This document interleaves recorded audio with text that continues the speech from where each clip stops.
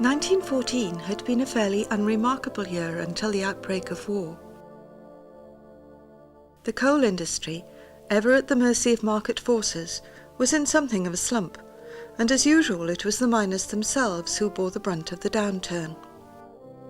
Overproduction in 1913 had caused stockpiling at the pitheads, so by the summer of 1914 many areas were working only 2 or 3 day weeks, with the relative loss of wages. Despite the dangers, more and more workers were coming into mining. Official figures published by the Chief Inspector of Mines showed that in 1912 1,117,148 people were employed in the mining industry, an increase of 20,910 on the previous year.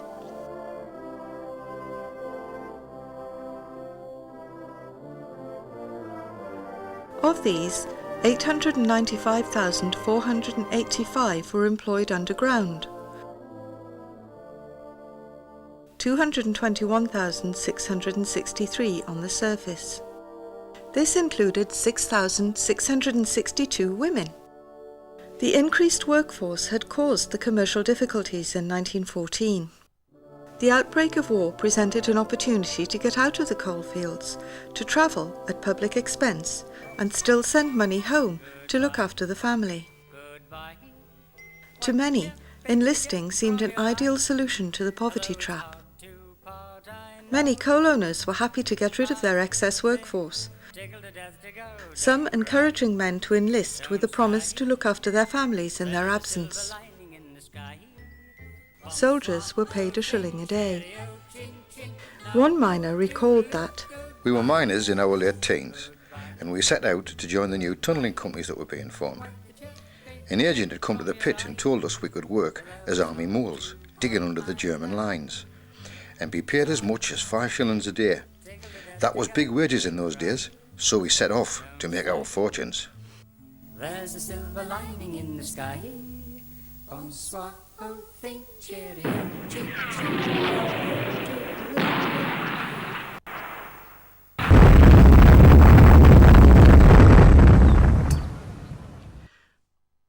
On the 20th of December 1914, the Germans exploded the first landmines of the war at Festubert, 10 miles south of the French-Belgian border. The war underground now began. Far from being a new idea, mining had been a recognized technique of warfare since the Crusades, and it was guaranteed to wreak havoc amongst the surface troops. Immediate retaliatory action was demanded, but the sorely tried Royal Engineers had neither the expertise nor the manpower to comply. Mr. John Norton Griffiths, Conservative MP for Wednesbury in the Black Country of the Midlands, solved the problem. Convinced of the need for mining at the front, he was certain that his men, currently clay-kicking in Manchester, were the answer. As the ground was very similar to that at the front, waterlogged mud and clay, his men would have no difficulty in tunnelling under the enemy. The first clay kickers, or moles, left for France in February 1915. Miners were now needed so urgently at the front that all the usual restrictions were waived in favour of expertise. I was chosen because I came from a mining family. We picked a lot of Durham pitmen out of the infantry, and that was how we began.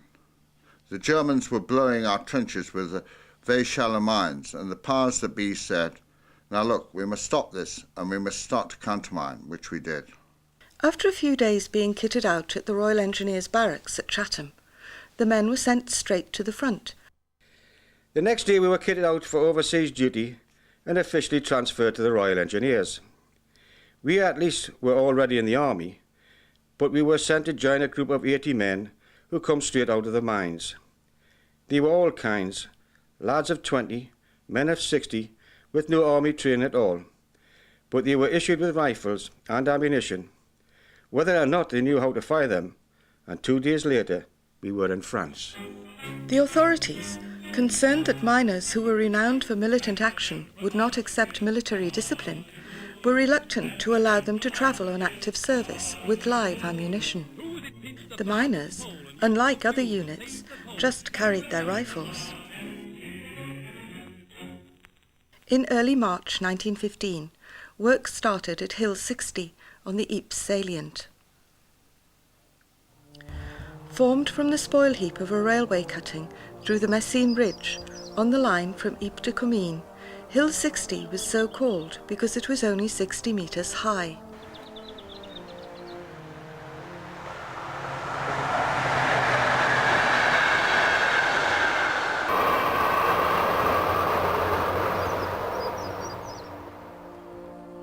But in the flat landscape of the Ypres salient, even 60 metres height gave a distinct tactical advantage. The ground was constantly fought over. It was later described by the official war historian as a rubbish heap in which it was impossible to dig without disturbing a body.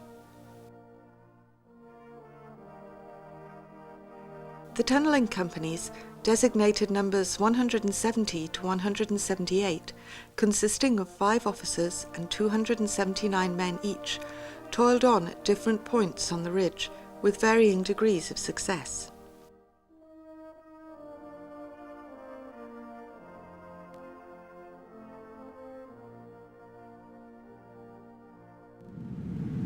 It was difficult to work, layers of running sand, clay and water forming an unstable sludge.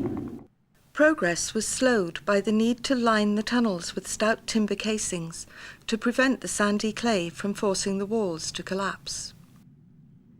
It was a 24-hour operation. Everything had to be done as quietly as possible, for the enemy was listening all the time.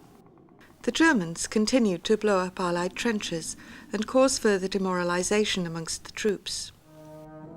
The miners toiled on in dreadful conditions, always cold, dirty and wet, and unable to dry out properly between shifts. But their infantry colleagues fared no better in the trenches, enduring shellfire and sniping, whilst struggling knee-deep in mud and slime, and wondering with every strange noise whether it was their turn to be attacked from below. Indeed, many tunnellers considered that they had the better bargain and preferred to be underground. In a speech given in 1929, General Harvey of the First Army admitted that the men would not stay above unless the miners were underneath. That is a fact. 6 months was considered the maximum service tolerable for any man. The men worked 6 to 9 days in the tunnels, sleeping in the support trenches, followed by 3 days off in Ypres. Finally, on the 17th of April 1915, the 3 mines at Hill 60 were exploded.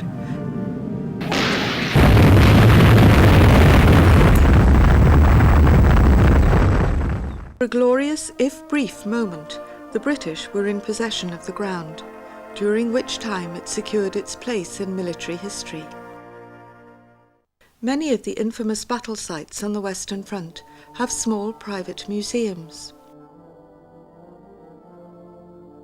The artefacts in these are perhaps the most poignant reminders of the horror that the soldiers endured. In the Hill 60 Museum, there is a collection of letters written by Jack Dorgan, a Northumberland Fusilier, describing his experience and that of his friends, Poole Young and Jack Oliver, in trying to reach the area.